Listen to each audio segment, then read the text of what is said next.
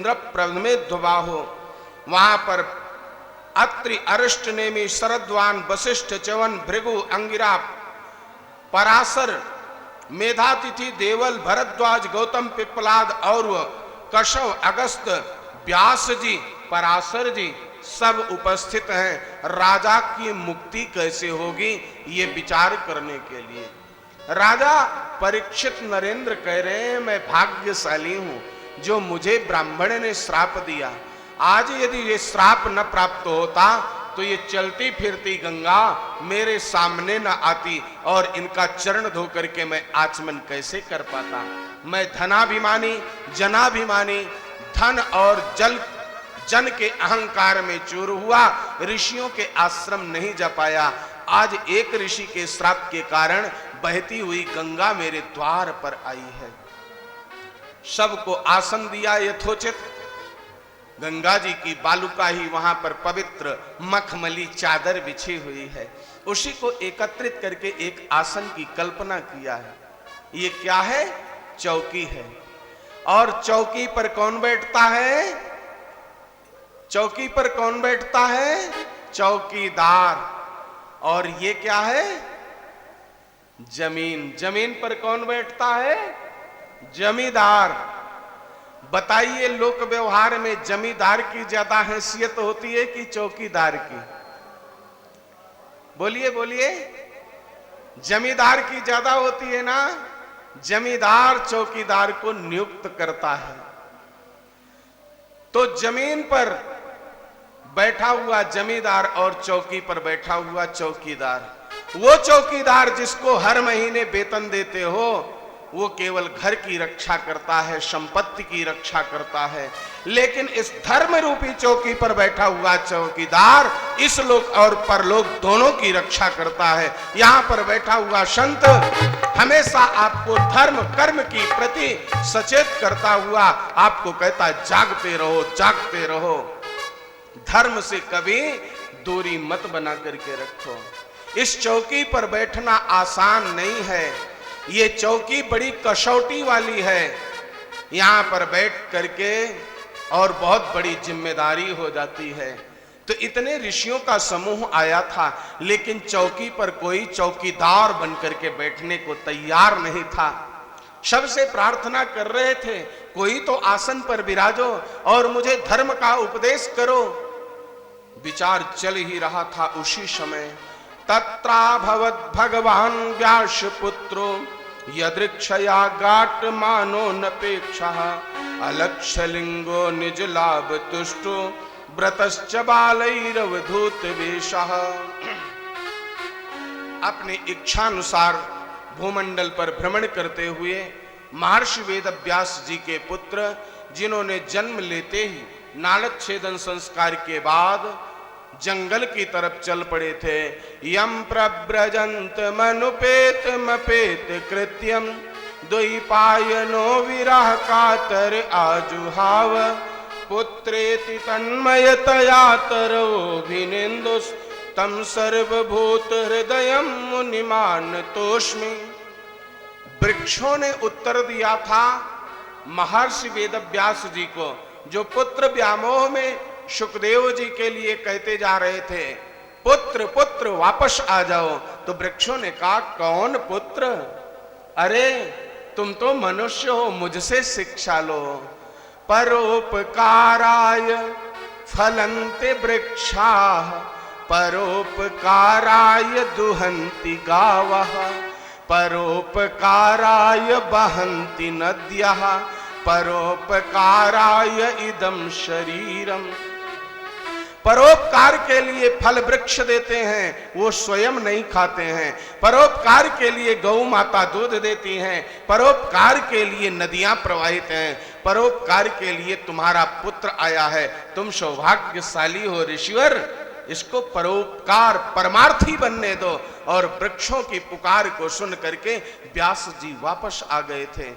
ऐसे परम भागवत आत्माराम में विचरण करने वाले आजान बाहु चौड़ा वक्षस्थल नासिका सुखदेव तोते के समान अधरोष्ठ को स्पर्श करते हुए सुंदर जैसे मृगी के हिरण के नेत्र होते हैं, ऐसे कजरारे नेत्र, घुंघराले केस, कंठ जो था वो शंख के समान है। महर्षि वेद व्यास जी के पुत्र सुखदेव महर्षि का आगमन हुआ है। बोलिए सुखदेव जी महाराज की जय। परमहंस सुखदेव महर्षि की जय। सारी ऋषि मंडली ने उनका स्वागत किया है, प्रणाम किया है और आकर के आसन पर स्थापित हो गए। गुरुदेव का चरण वंदन करके बटपत्र में दोना पुट बना करके गंगा जल लेके आए हैं, चरण प्रक्षालन किया है, चरणामृत पान किया है। गुरुदेव ने कहा, राजन आप कुशल हैं ना? आपके 8 अंग कुशल है ना? राजा के 8 अंग होते हैं। राजा का शरीर, राजा का कोष, राजा का परिवार, राजा की प्रजा, राजा के अस्त्र शस्त्र, राजा की सेना, राजा का सैन्य भंडार, ये 8 अंग होते हैं। बोले ये सेवक अब राजा नहीं रहा तो इसको 8 अंग से मतलब नहीं है। ये तो ज्ञान पिपासु है इस समय, ये मुमुक्षु बन करके आपके सामने मोक्ष की इच्छा लेके आया है। अगर आप कुशल जानना चाहते हो तो ये बताइए प्रभु गुरुवर, 2 प्रश्न है मेरे, 2 जिज्ञासा किया है सुखदेव महर्षि के सामने राजेंद्र परीक्षित ने। ऋषियों ने 6 प्रश्न किया और सुखदेव महर्षि से राजेंद्र परीक्षित ने 2 प्रश्न किया है कि अतः पृक्षामि संसिद्धिम योगिनां परमं गुरुं पुरुषस्य यत् कार्यं म्रियमाणस्य सर्वथा।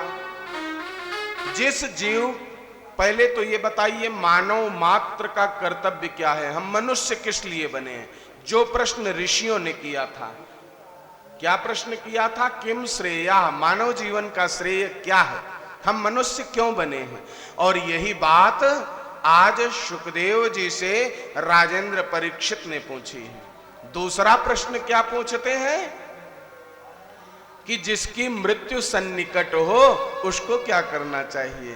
पहले प्रभु के चरणों में सुखदेव महर्षि ने प्रणाम किया है कि यत् कीर्तनम यद स्मरणम, जिनका कीर्तन करने से, जिनका स्मरण करने से, जिनके श्री चरणों में प्रणाम करने से सारे कलमश मिट जाते हैं, उन सुभद्रा वल्लभ को मेरा बारंबार प्रणाम है। तस्मै सुभद्र स्रवशे नमो नमः।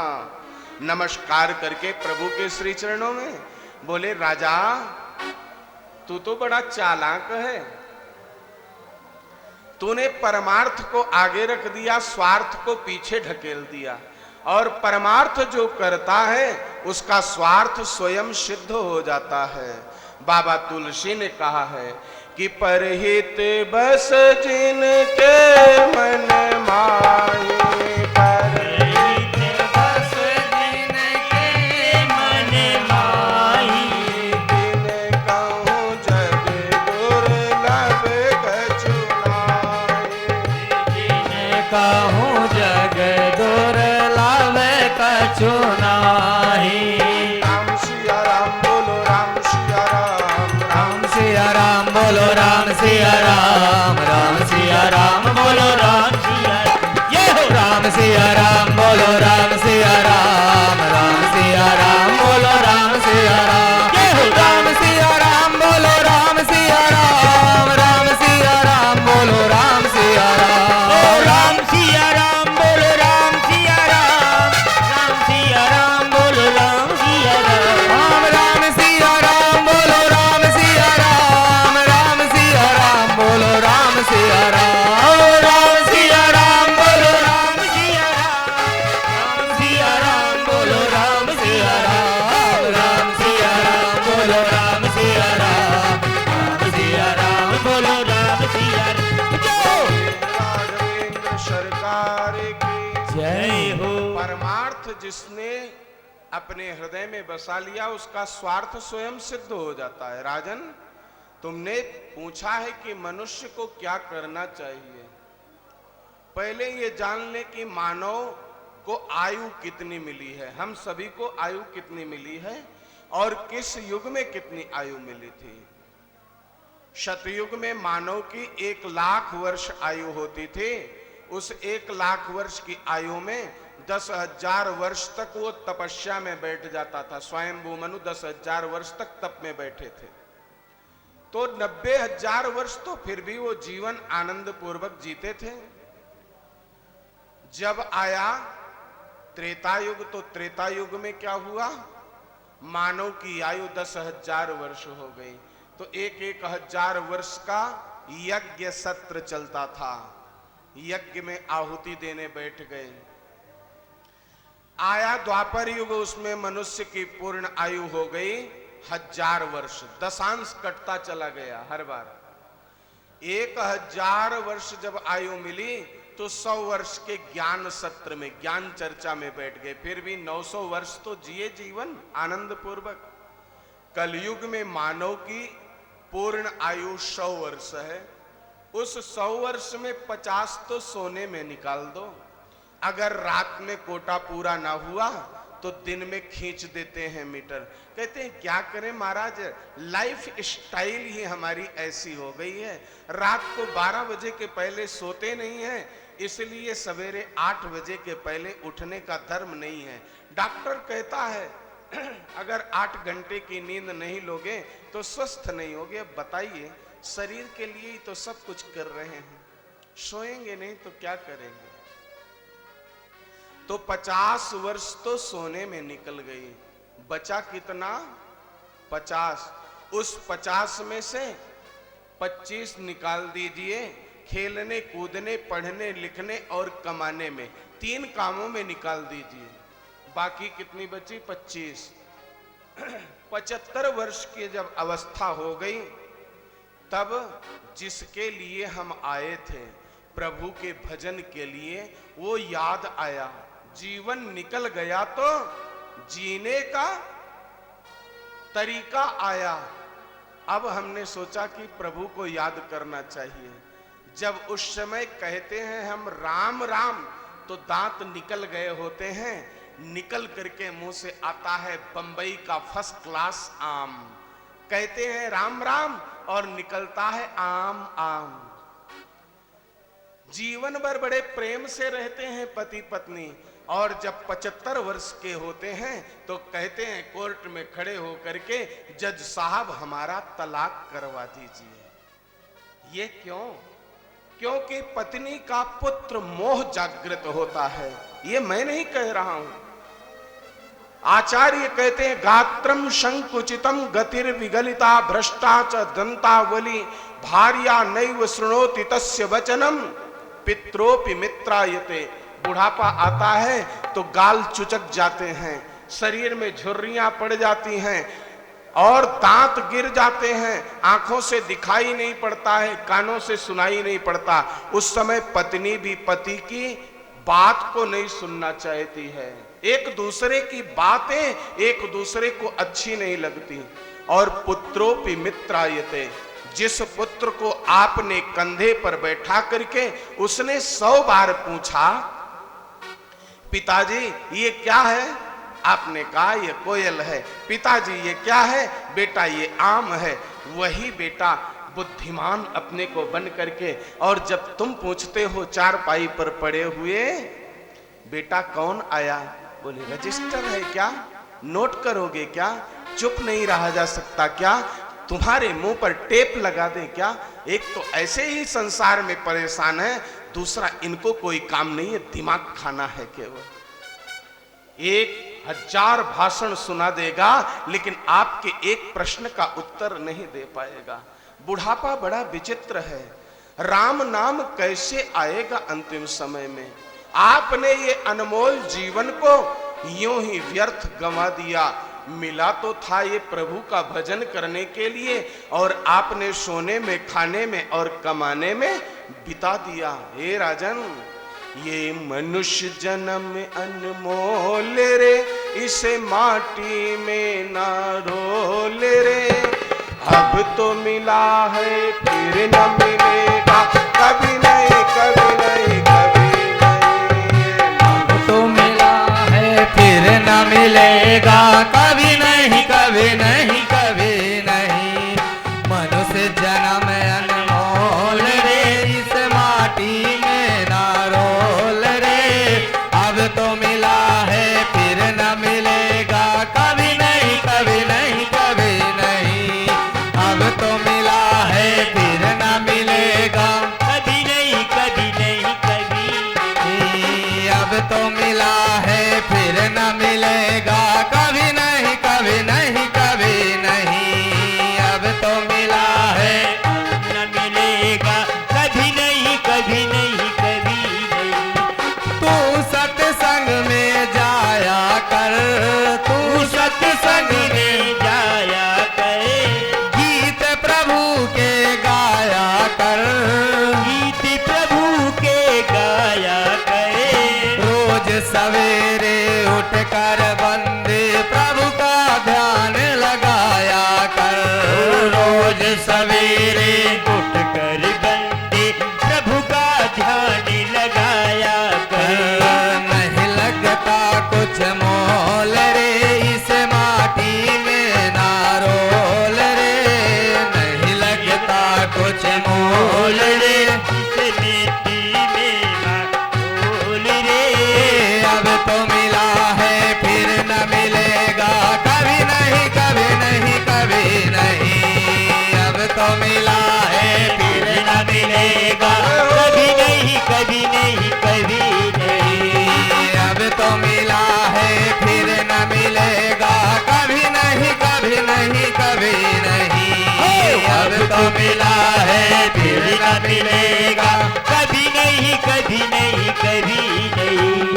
तू बुलबुला है पानी का, तू बुलबुला है पानी का मत कर जोर जवानी का, मत कर जोर जवानी का।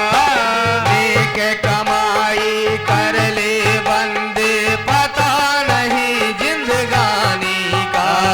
नेक कमाए कर ले रे बंदे, पता नहीं जिंदगानी का।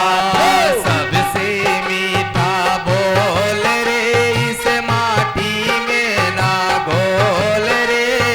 सबसे मीठा बोल रे, इस मिट्टी में ना रोल रे। अब तो मिला है फिर न मिलेगा, कभी नहीं कभी नहीं कभी नहीं। अब तो मिला है फिर न मिलेगा कभी नहीं कभी नहीं कभी नहीं। अब तो मिला है फिर न मिलेगा, कभी नहीं कभी नहीं कभी नहीं। अब तो मिला है फिर न मिलेगा कभी नहीं कभी नहीं कभी नहीं।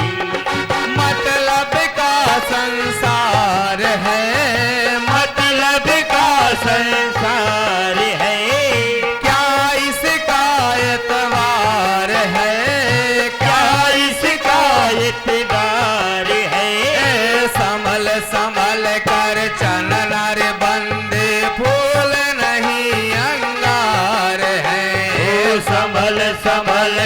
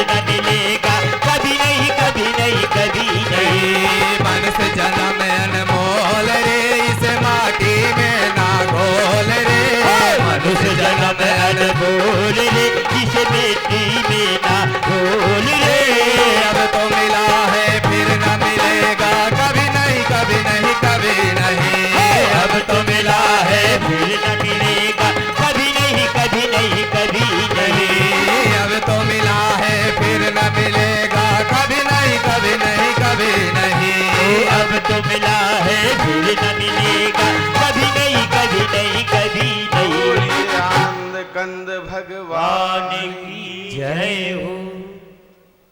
सुखदेव महर्षि कहते हैं मनुष्य कितना चालाक है। कहता है क्या करे महाराज, इस पापी पेट के लिए सब कुछ करना पड़ता है, परमात्मा को भूल करके प्रपंच में पड़ता है।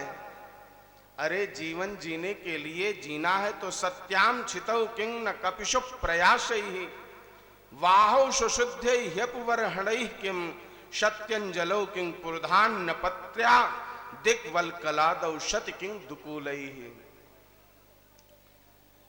अगर निद्रा आना होगा तो धरती पे सोने पे जो आती है, ये पृथ्वी मैया की गोद पे जो सुंदर नींद आती है वो डल्लब के बिस्तर पर नहीं आती है।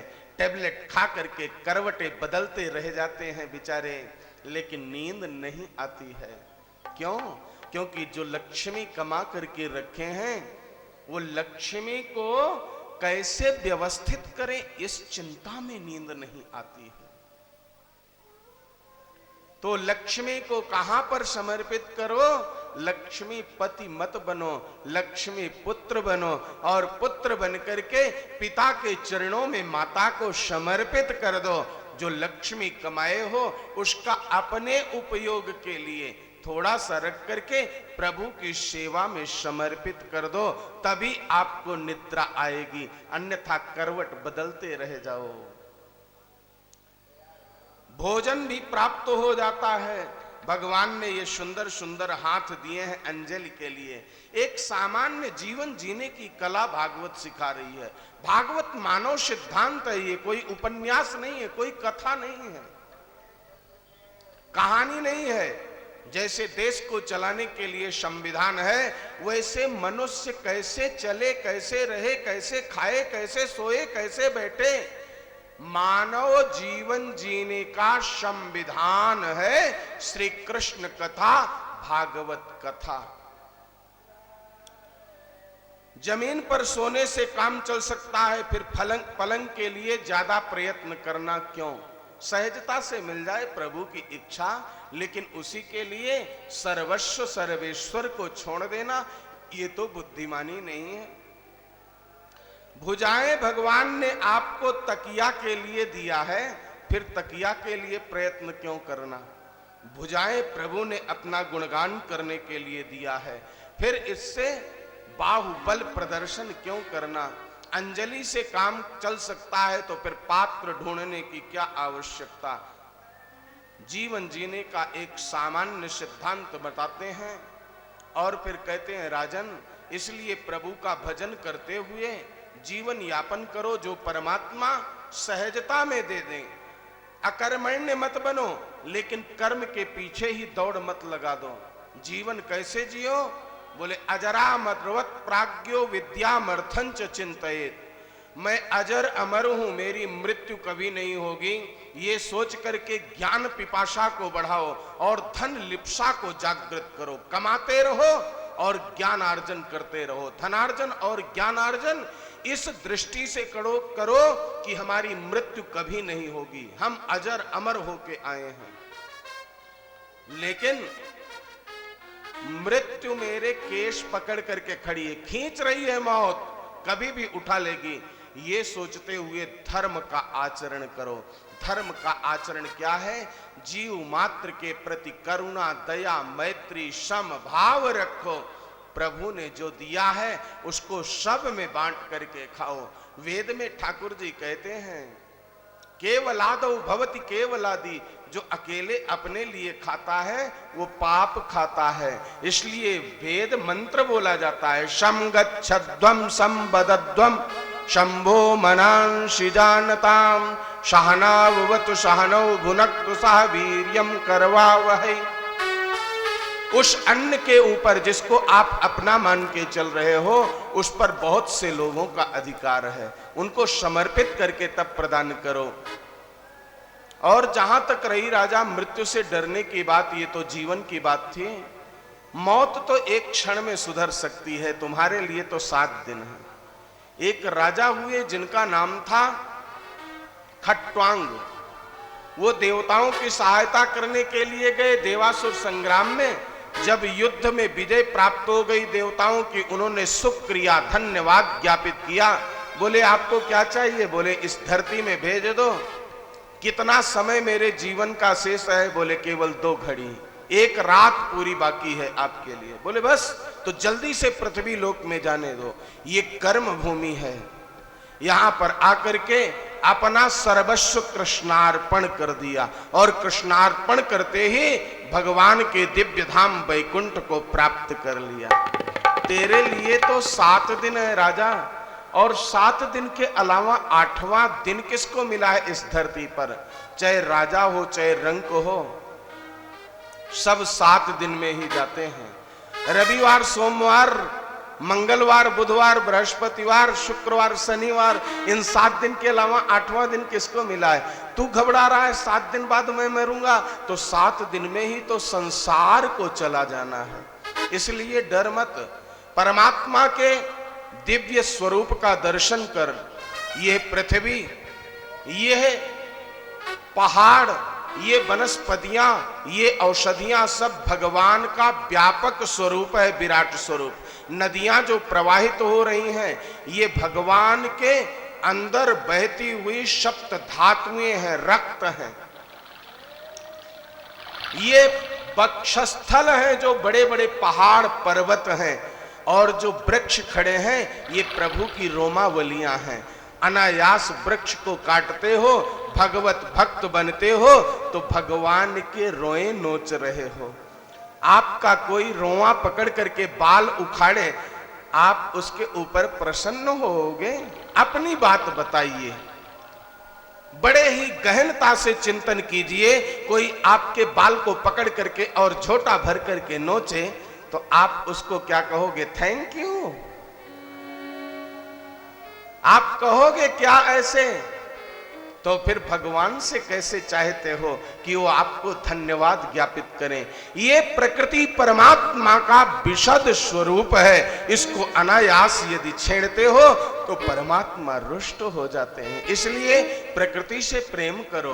बोले बहुत अच्छी बात बताया प्रभु आपने। ये बताओ इस धरती को किसने बनाया? धरती को खोद करके, ईंट बना करके, सीमेंट बना करके, रोड़ी को पत्थर से, पहाड़ से फोड़ करके हम सुंदर सुंदर महल खड़ा कर लेते हैं, लेकिन इस धरती को किसने बनाया? हम पंखा लगा करके वायु ले लेते हैं, लेकिन प्राकृतिक वायु को किसने बनाया? हम बल्ब लगा करके और उजाला ले लेते हैं, लेकिन सूर्य जो हमें 12 घंटा प्रकाश देता है, सूर्य को किसने बनाया? रात्रि में भी प्रकाश जो देता है, उस चंद्रमा को किसने बनाया? जल को किसने बनाया? वायु को किसने बनाया? बोले वो परमात्मा। जैसे यहां पर जब कर्मचारी मनमानी करने लगते हैं तो मालिक ऊब करके एक दिन दिवाला निकाल देता है अपना।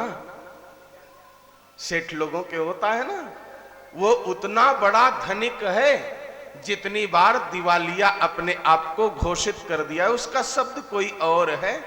हमारे डालिया जी बताते हैं, इचल करंजी वाले, क्या शब्द कहते हैं इस समय ध्यान नहीं आ रहा है, लेकिन संपत्ति अपनी सारी कह देता है अब कुछ नहीं रहा, मैं खोखला हो गया। उसी प्रकार से परमात्मा जब इस सृष्टि में नियम जो बनाया है, संविधान, उसका पालन नहीं होता है तो अपना सब कुछ समेट लेता है। वो कहने को तो दिवाला हो गया, लेकिन उसके पास माल बहुत रहता है। उसी प्रकार से परमात्मा कहने को तो सब समाप्त कर दिया, लेकिन समाप्त नहीं करता है, वो समेट लेता है। संपूर्ण ब्रह्मांड को अपने उदर में समाहित करके और वो ब्रह्म बाल रूप बन जाता है। बालक के पास कहाँ कुछ रहता है? जब भूख लगती है तो रोता है, मैया दूध पिलाती है। जब वो खेलना चाहता है तो जोर से सिर पटकता है, मैया गुनगुना पकड़ा देती है। तो ब्रह्म भी बाल रूप धारण करता है। ये संपूर्ण ब्रह्मांड जलमग्न हो जाता है और जलमग्न हुए इस सृष्टि के नियंता सर्वेश्वर बाल रूप में बटपत्र पर शयन करते हैं। वो झांकी कितनी अद्भुत है। आप भी बालक बन जाओ बाल रूप का दर्शन करते हुए। आइए प्रार्थना कीजिए कि करारविन्देन पदारविन्दं मुखारविन्दे विनिवेशयन्तं वटस्य पत्रस्य पुटे शयानं बालं मुकुंदम मनसा स्मरामि। प्रभु श्रीमन्नारायण बाल रूप में प्रकट होकर के अपने चरणारविंदों